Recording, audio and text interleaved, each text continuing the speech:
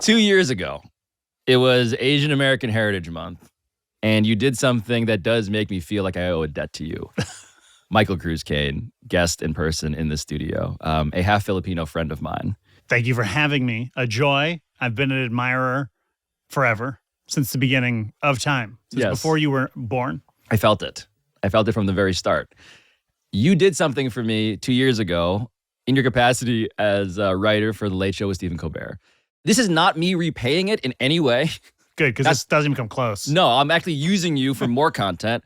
But there was a stat 2 years ago during Asian American Pacific Islander Heritage Month. Do you remember the stat? The gist of it was that most people, if you ask them to name a famous Asian American, more than 50% of people, the answer was, I can't think of one. 58%, actually. It's all according to a recent survey of more than 5,000 U.S. residents. 58% of Americans could not name a single famous Asian American. The study came out 2 times, and both times it was more than 50% of people who said don't know. They did the study, and the year later, in fact, it got worse. And so you did something that made me feel like the most special boy in the world.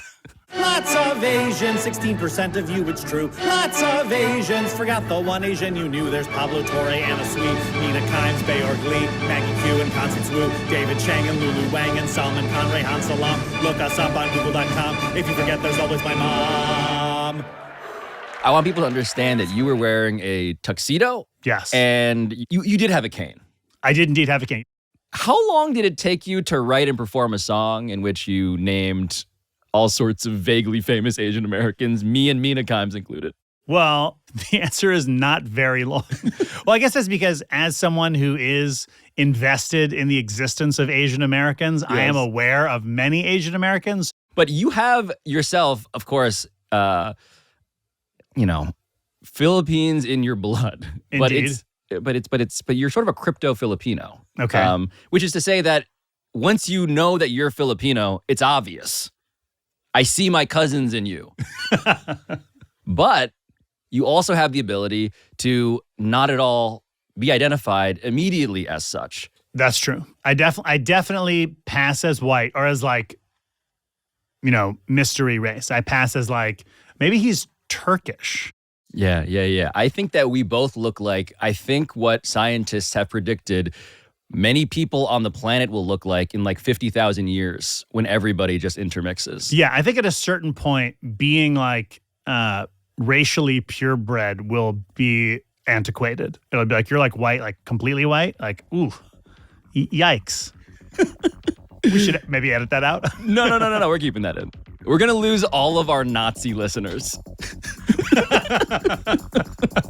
Yeah, I know that this podcast is sponsored by the Aryan Brotherhood.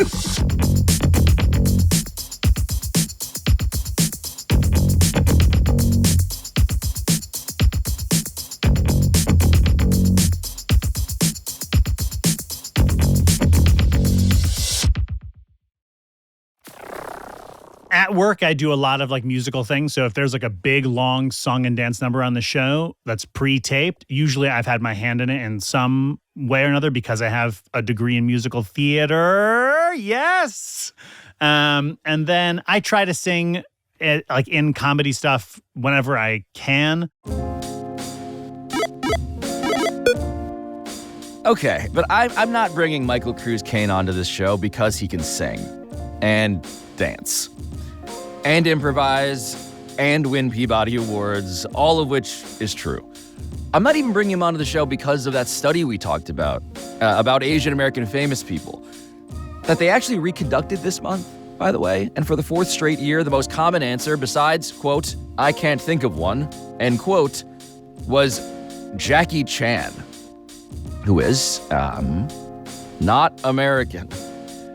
Michael Cruz Kayne is here because exactly 1 year ago, this week, I got tickets to see a one-man show that he had performed called Sorry for Your Loss, which is now available on Audible.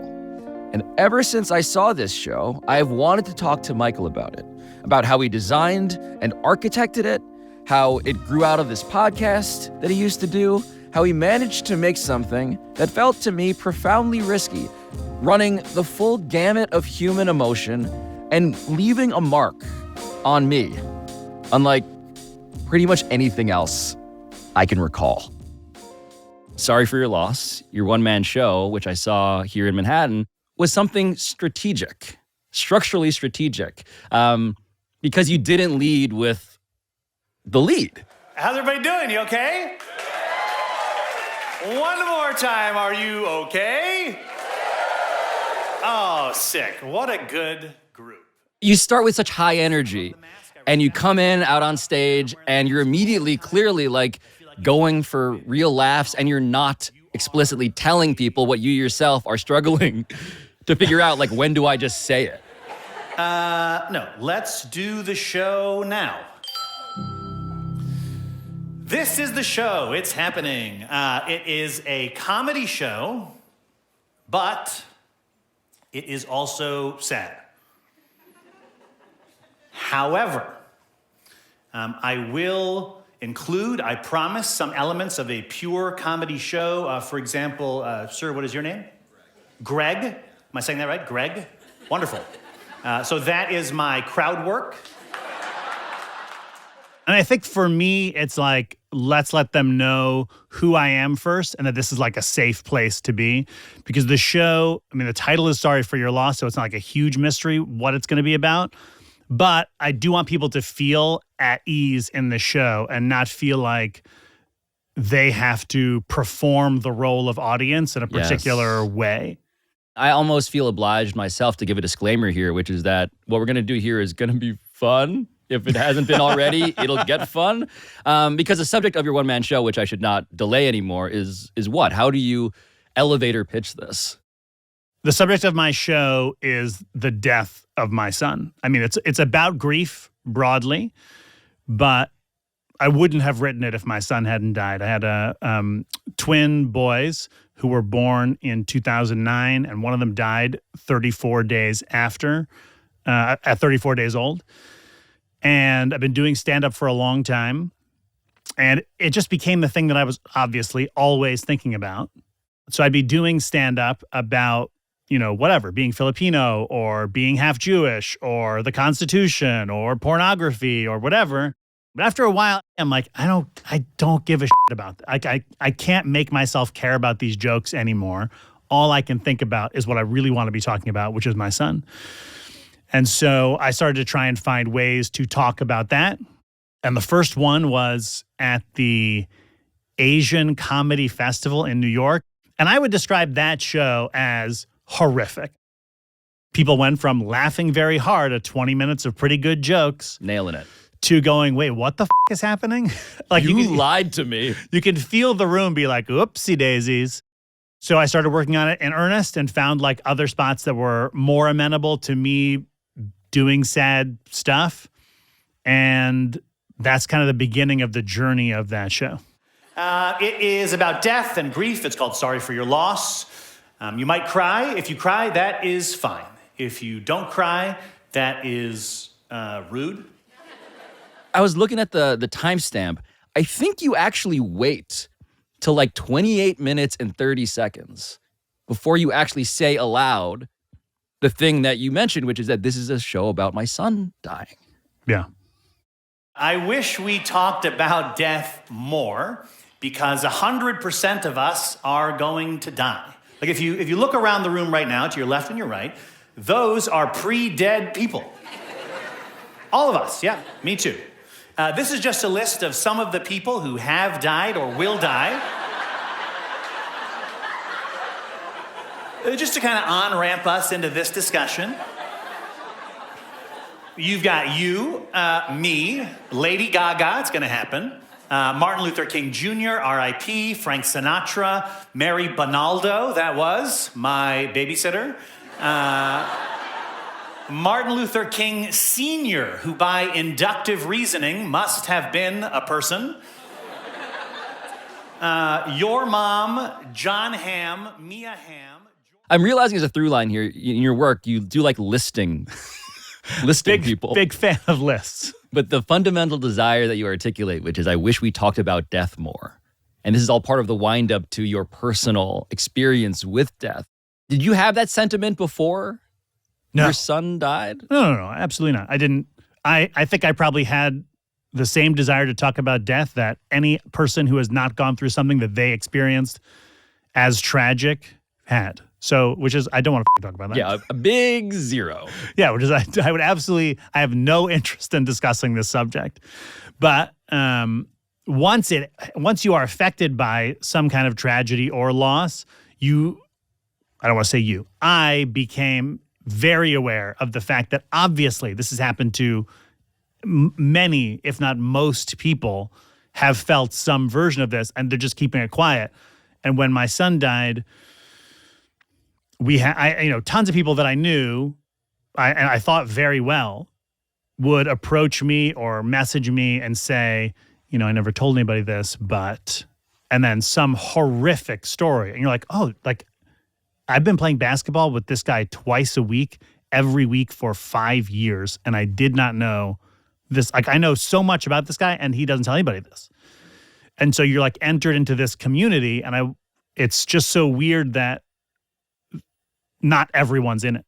It's crazy that some people have no idea it exists. Yeah, we're pre-members. Exactly. That's exactly right. But the question of how you would deal with this, non-comedians go to therapy, and perhaps you yourself. Indeed, I have been to copious therapy. And what's that like for you? I mean, therapy's great. I love therapy. I think I crush at therapy. You're giving your therapist Filipino nurses material. That's exactly right. I'm doing 5 minutes. She's like, okay, we got to go. And I'm like, okay, can I just I'm going to do 5 minutes for you right now of just straight stand up and just let me know what you think. I love being Filipino for a lot of reasons, but one is for sure that there are no bad stereotypes about us. And if you can think of one, I would say, keep that shit to yourself. The only one about us that persists over here is that Filipinos are nurses. And that's fine, because that's true. I mean, it's not 100% true, right? It's more of a square rectangle situation where not all Filipinos are nurses, but all nurses are Filipino. And I know you might be here now thinking, hang on a second. I'm a nurse. I'm not Filipina. Bad news, bitch. Yes, you are. And then I do the bits to be like, while I'm doing this, really I'm thinking about something else. I'm trying to put you in that audience who knows now that people who are doing these bits could be thinking about something totally different. And that's like the mindset that I have now walking around the world, where you're like, the guy doing flips on the subway, also his something, like everyone has some horrible thing happening to them that they're trying to push out of the way so that they can do this. You're like a grief mentalist. Yes, exactly. On the point of like, people are learning who you are in the course of you doing these bits that are meant to also soften them such that they can absorb what you want to hit them with. You also introduce a fact that I didn't know until I watched your show, and it made sense to me because of the whole Asian thing, which is that you were a math tutor. That's right. So I taught standardized test prep for, I want to say like 15 years. Oh my God. Can you explain like your thought process on math being the way into this thing that would then recur throughout your show? I love math. I'm not a great mathematician. I was a pretty good tutor. And one of the things that had always fascinated me was the idea that 0.9 repeating equals 1. Basically, the fraction 1/3 is 0.3 repeating. And I think you know that on some level if you've been to any kind of school. It's 0.3 repeating. Yes. And the fraction 2/3 is 0.6 repeating. If I add 1/3 and 2/3, what do I get? Anybody? 1. Excellent. And if I add 0.3 repeating and 0.6 repeating, what do I get? Anyone? 0.9 repeating. Very good. 1 equals 0.9 repeating. Now, the first time I saw that, I almost had a panic attack. What are you talking about? They can't be the same. They look very different. And there are other versions of proving that. For example, for two numbers to be different, there has to be a number in between those two numbers, right? So like, I know that 2 and 3 are different in several ways, but one of them is I know that 2.5 is in between those two numbers. with 0.9 repeating and 1, you couldn't tell me a number that's between them. There's no way to fit anything in there. That's because they're the same. And it kind of blew my mind. You think things are one way, but they can also be another way. This part of your show did make me like, I'm sorry if it feels like the math was the most revelatory part of this. And I was like, holy f***. You kept telling people, you got to go see this math show. And then he does a show about grief. Oh, God. Yeah. The show's about his son. And then if that's not enough, now we're teaching math. There are 3 people left listening to this episode, but they're valued. We value you, listener.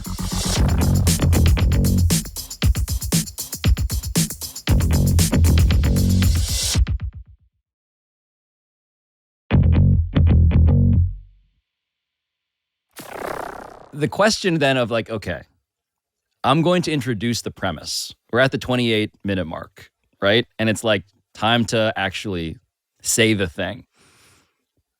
Your approach to that, how did your real life sort of experience inform how you wanted to then finally invite the audience into what has been at the forefront of your brains ever since this happened? My experience in life is that telling people about it in a way that is pretty frank and, unornamented is way easier than any other thing. We don't have 2 kids. We have 3. Truman is an identical twin, and his brother Fisher died when he was 34 days old. And that is what this show is about. And I know that is the saddest sentence in the English language. My son died. In that moment, what ends up happening is the person you're talking to, their world like kind of flips upside down. They think about their own kid. It's totally impossible to believe that what I'm saying could possibly happen. There's a discomfort. Yeah. Like a fundamental like, oh no. Yeah, exactly. But I think it's also like, oh, there's no reality. Because like in reality, your sons don't die and parents die. Grandparents, your friend, maybe your friend dies. But the generation below you, that person doesn't die. And I think for someone to really internalize the possibility that could happen, like one of the promises the universe makes you is that whatever horrible shit will happen in your life, that won't be one of the things. You might have a disease, you might be in an accident, whatever. Your kids will be fine. So I feel like I have to let the audience be like, we're hanging out. We're friends. You know me. I know you. Now I can tell you something. Sorry for your loss was just sort of like the culmination, it feels like, of a good cry. Yes. Which is the podcast. Exactly. And your first guest was your boss. Yes. Stephen Colbert. Yep. Who I would consider, by the way, like your show, between the two of you, has 2 elite grief analysts. You lost your father and your brothers when you were 10. Yes. Is that right? Do you remember, and would you talk about the moment? Do you remember learning about, like when you learned about it? Yes, I remember. And that's a good second question, which is, are you willing to talk about it? Because it's a hot moment, you know. Yeah. It's almost feels physically hot.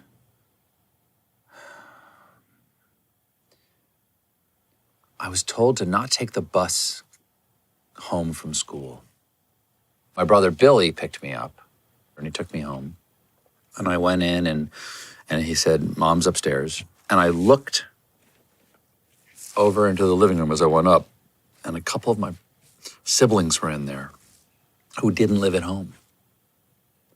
And I got upstairs, went to the end of the hallway. My mom was in there.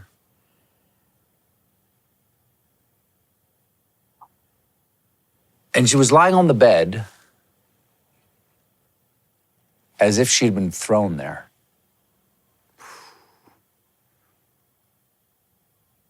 Or slapped down by a giant. And she turned to me and said, "Come here," or put her arms out, which meant come here, and said, "There's been an accident." And that's it. She didn't say anything else for a long time. To hear him talk about it, even as we were sitting there recording it, there's sometimes, this is going to sound so corny, but there's just times when you're sitting there listening to him and you're like, this guy's a fucking genius. Grief is perfectly sound and whole and just a medicine you don't want to take. You have to experience it. You have to go through it. There's no going around it. And we're so afraid to experience grief. Partly, I think, because it feels like you're dying too. He's very intentional about his words and tries very hard to say what he means and also what he thinks people should hear. And that's not something that I had starting out as a comedian. Like, starting out as a comedian, I only wanted to make people laugh. And it's sort of like by any means necessary. And there are a lot of jokes from when I started out, even jokes that I've done on TV, that I'm like, I wouldn't have done these jokes if I ever thought people were going to hear me say them. I would have done something else. And Stephen is someone who really reinforces like the value. There's so many comedians who reinforce that, but the value of saying something worthwhile, whether you're doing comedy or not. What's the point of what you're saying? In your show, you were frank and direct about how you talk about your wife feeling. One thing that I do remember perfectly is being in a little side room where they put you if the worst possible thing has happened. And Carrie saying to me through tears, "How am I ever going to be happy again?" And I recall like people around me audibly crying at that point. How do you work through with her what you're going to say? She's seen every version of it all along the way. And anything that the answer to that question is meticulously. Because the show is really for me. And then it's for her. And then it's for my kids. So that's like who the show is for. And the fact that it has had this sort of ancillary, these like ramifications of being helpful to other people is great because that's how I can continue to do it. But really like it's for those 5 people, me, my wife, and my 3 kids, one of whom is Fisher, who died. So if there were any part of the show that she's like, I don't like this part, it's gone. Did she give notes on how you described her innards looking during a C-section? No, it's not usually that hands-on in the discussion. It's more like I was in the C-section a little early and you just see, I know there's dudes out here who know what I'm talking about. They bring you in there early and you're like, oh, here's my wife over here. And then here's all the parts of my wife on another table over here. I see as the doctor is pulling stuff out of my wife that is not babies. Whatever else is down here, I don't know. To this day. Your pancreas? Your brain? Doctor's pulling all this stuff out and putting it over here on another table. So like, here's my wife, and here is a freaky tapas of my wife. It did remind me of a tapas.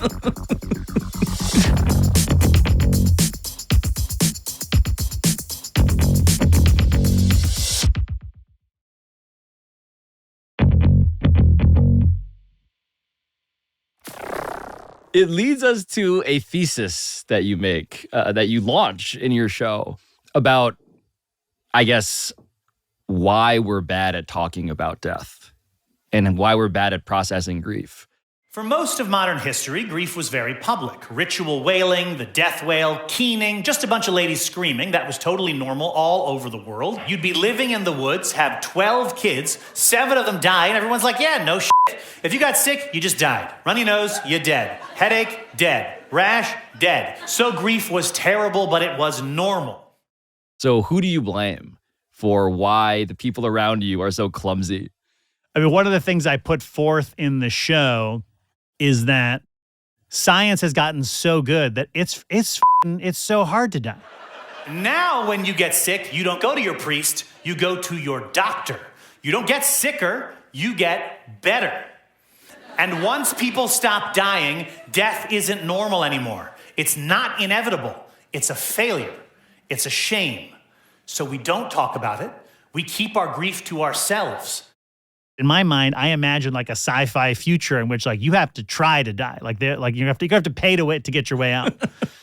But the medicine and the scientific advances have gone so far that now it's like kind of embarrassing when somebody dies. It's like, well, you get questions like, well, did you try? Did you see this kind of, what about this? It's like, I don't know, dude. He died. I don't know what to tell you. But in terms of what people told you in real life, in the aftermath, like what was that experience like? Anything anyone said was nice. Probably the most awkward exchange that I had was in the building where we lived. A woman who lived there who I knew but not well. I'm in the elevator with her and she's like crying super hard. And I'm like, what's going on? And she's like, my cat is sick. And then she asks, how the twins are doing because she knows that we've had twins. And I tell her that one of the twins has died. And you've never seen someone feel more bad in the history of the world for this woman to be like, I was just crying about my cat. And now I can't even believe how little that, like you could see her processing like mountains of guilt. How did you feel as you watched her process that? Mostly just bad for her. I mean, like that, some version of that happened a lot. When I came back to doing comedy, a lot of people were like, oh, dude, I heard you had twins. How's it going?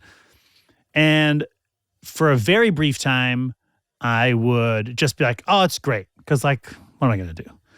But that just started to feel up to me. I couldn't hold that. You feel like an alien.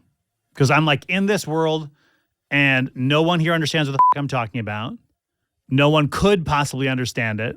I have a special sadness that is all completely my own, that has been heretofore unknown in the universe. And so I felt that way all the time. And that's part of the reason I think that I ended up with this like massive buildup of I have to talk about this shit or I'm going to go crazy. I think of it like a language where it's like I speak this grief thing and I can talk to whoever, but once somebody else I know also speaks it, it's so much more comfortable. I knew a guy once who was involved with a university in Holland that was starting to switch all its classes to English. And he said the biggest shame that they felt over there, they were very happy to do it, but the big regret, the anxiety, where the teachers were like, we're not funny in English. And I feel that way about this grief thing where it's like, I have an ease of use with this language now that only people who speak it understand with me. Yeah. That was a very convoluted way of saying No, what I I'm love trying it. to say. I love it while simultaneously I'm like, yeah, that is a convenient alibi for the Dutch. That's what's been holding them back. Yeah, exactly. Yeah, you just don't get it. This is very funny. You have to imagine the windmill is, something like that. That's my Dutch accent. Better than mine. Thank you. But when the language is unlocked, what do you get to do? Great question. Wow, what a good one. When the language is unlocked, you get to talk about it in a way where you don't fear for the other person's safety. Like, basically the thing you're worried about when you're talking about grief is I'm going to say to you some ugly, dark shit, and you are not ready for it. You have not felt this before. You don't know that it exists. So if you don't know what I'm talking about, you will either start to kind of tune out, which I definitely see, or you will completely disintegrate in front of me. Yeah. Like I will obliterate you by telling you a true thing about the world that you did not know. Right. And so with people who have been to the bottom in that particular way, you don't have to worry about that because they've already they know how far down it goes and they've already been there. And so you're not worried about hurting them with it. But even the commonalities of of this language, like, not all grief is the same. Yes, totally. And so the idea of like, I speak this dialect, which is a profound, again, the sentence that you articulated, there might not be a sadder one than my child has died, feels like its own tribe. Totally. But then what have you learned about the ability for others to access across different experiences? What's the common sort of ground you found? I mean, my experience is that, really crudely, the longer your child was alive, generally, if I know someone who has lost a 10-year-old, there's a part of me that's like, okay, that's a different category. I was going to ask about than what I had. This very thing. And then I have people who I know who've miscarried or, whatever. There's not much less time than 34 days, but who've lost younger children. I don't know that it's more grief or whatever, but if he had died at 5 years old, I do think it would have been harder, whatever that is. But I don't know. I think I'm also cautious at any point to speak as to like, of course, as an expert on anything. I'm just like a guy that this happened to, as opposed to like a griefologist. That's what we're going to have you Chiron as. Guy that this happened to. Guy that this happened to. But even in that sort of diversity of sad possibilities, I am now conscious of how we got to get some laughs in here, man. And so when you are deciding, okay, I'm going to begin to use my audience, I'm going to begin to train them in the art of this language in limited ways in the course of the show that you're doing for them. Then you're like, okay, but I can't obliterate them. What did you want the audience to feel? Man, you should have a podcast. I'm sure there's an answer to that question, but what I will say is the reason I do the show for me, yes, and I say this in the show, is to keep him alive. Is that, and in a way that I never would have said before he died, that is not, religious. To me, he is very much alive. So what I wanted the audience to feel is that is true. So I had the experience of I had not felt myself feel things this way before, which is an indictment of me on a fundamental level, but also a compliment to you. What is the feedback that you've got? Because it's not just all people being like, thank you for this important work. I imagine there are also some things that are, I don't know, what's it like to get, what are the offbeat sorts of things so like? Most of the feedback, like down the middle, is great. Oh, thank you so much for doing this. A lot of the feedback is, here's a story about something horrific that happened to me, and this show helped me process that in some way. Some of the feedback, the Times wrote an article about like people doing comedy about grief, and I, like a goddamn genius, read the comments. Oh no. And the comments in there, people hadn't even seen the show. So the comments in there were like, how dare this guy do this thing? It's, sacrilegious, it's perverse, whatever. There's those kinds of comments. It's a good movie poster quote too. Sacrilegious and perverse. One of my sister's best friends came to the show, and afterwards I asked her how her kids were doing, and she said, well, thank God they're alive, am I right? And it was so shocking, but also like I loved it. Like it's one of those things where like, so often when you talk, that person I don't think understands like the grief language, so to speak, but that's someone like being real with me about how they're actually feeling. And after years of talking about this, I find that very refreshing for someone to just say something that absolutely you should not say. Felt really nice and open. And it's like one of these moments where like, oh, you're a person. Yes. So you're sort of like a through line in this conversation is wishing that a taboo was not a taboo. And the taboo is a taboo because it's meant to protect you. Yes, totally. You weak person that can't handle hearing what people might actually think about the thing that you're desperate to actually hear them say aloud. Yeah. And so the thing that I am circling as you articulate, I want this show to be a way of keeping my son alive, which I believe, speaking as you, that he still is. That genuine sentiment of he's still here, when did that set in for you? A conviction that this is not a rationalization, this is not a way of coping, this is just my worldview, because that comes through in the show. I mean, it's going to sound kind of weird, but it happened in doing the show. Like the original version of the show that I first did at the Asian Comedy Festival or whatever, or that I did at... I'm going to find a tape of that. I promise you there is none. I didn't know it was the point of the show. I didn't realize until this. I said it. Like, you know what I mean? So at some point in the rehearsal process for this show, someone asked me, and I was like, oh, I have to articulate why I'm doing the show. And a way that this show was written, which is unlike most shows ever probably, is that a lot of it is like me just talking and audio recording it or transcribing it and then trying to like kind of brush it up. So at some point, it never having been written down ever, I just said, I'm doing this to keep my son alive. And it was like, oh, that's right. That is what this is for.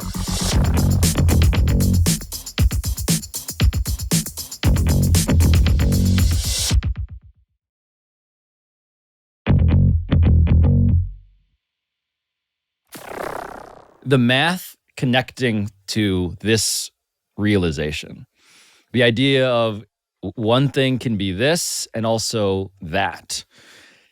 The device you use to persuade the audience is to teach us math and then use linguistic analysis to show that intellectually now, not just emotionally, that contradictions, the dead can be alive. It really was about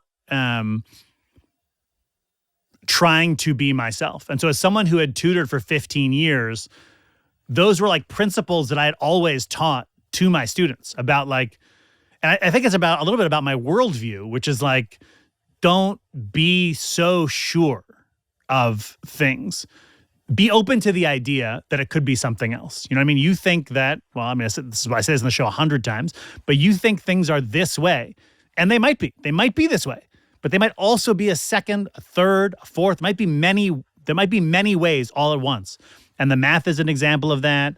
I talk about how G-H-O-T-I, the letters G-H-O-T-I, George Bernard Shaw, supposedly, said that G-H-O-T-I could be how you spell the word fish, because G-H in the word enough makes a F sound, and the O in the word women makes an I sound, and the T-I in concentration makes a sh sound.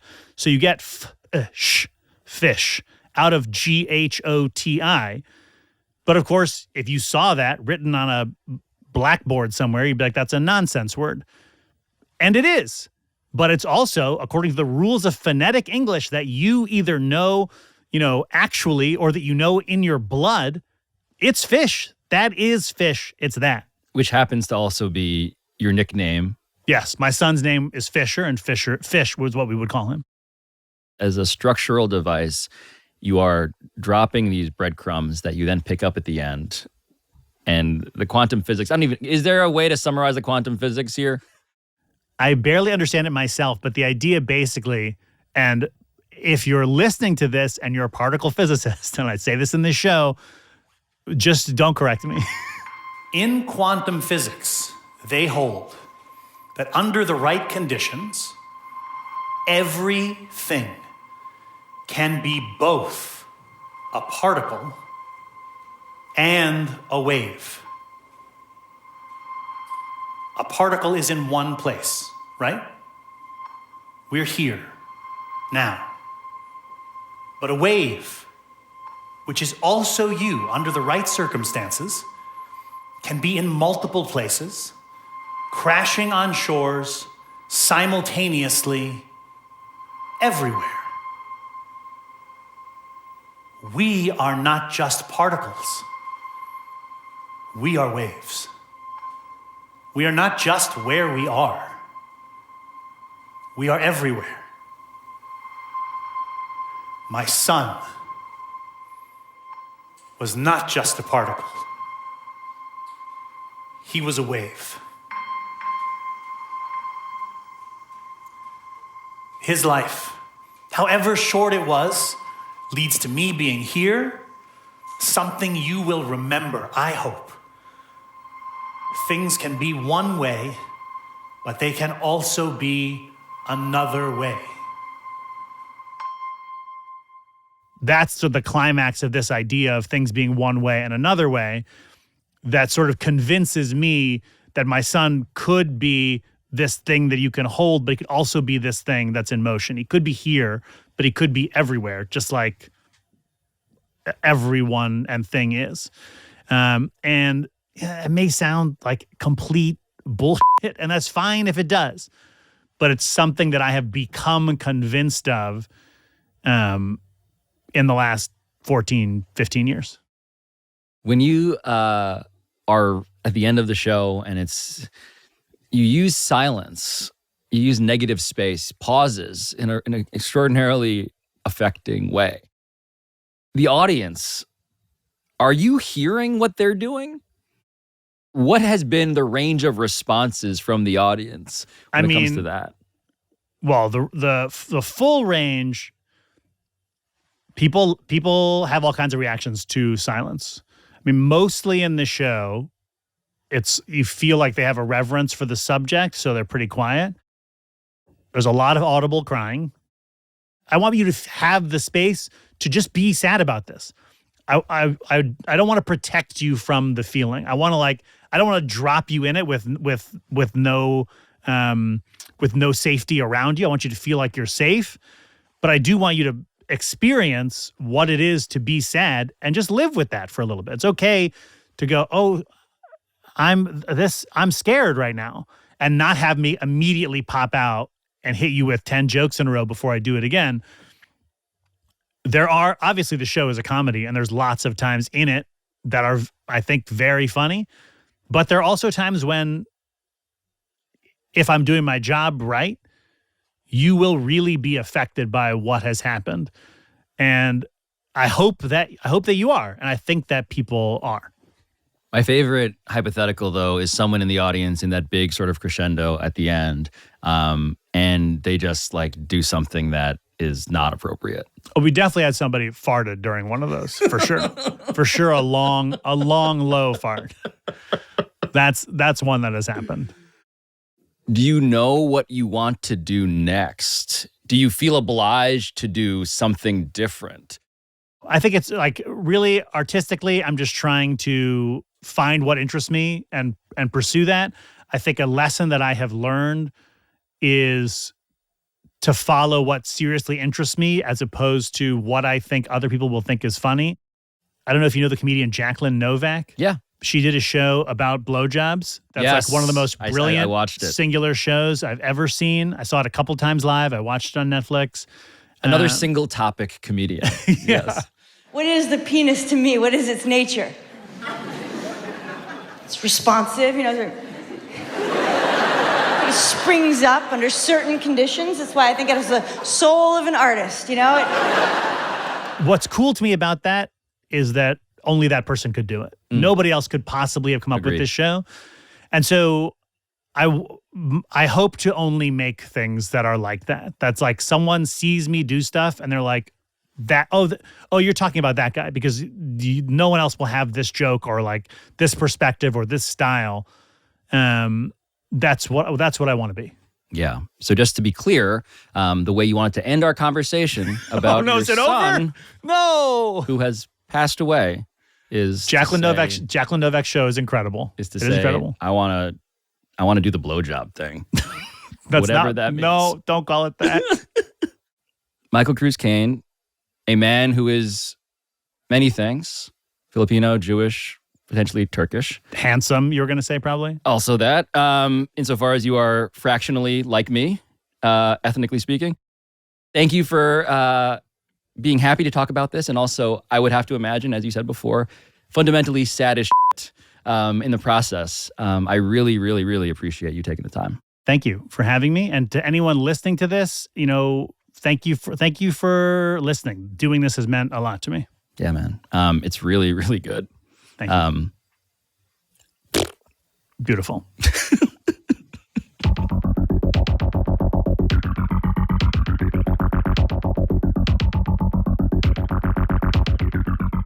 To listen to Sorry for Your Loss in full, just go over to Audible, where it is available right now.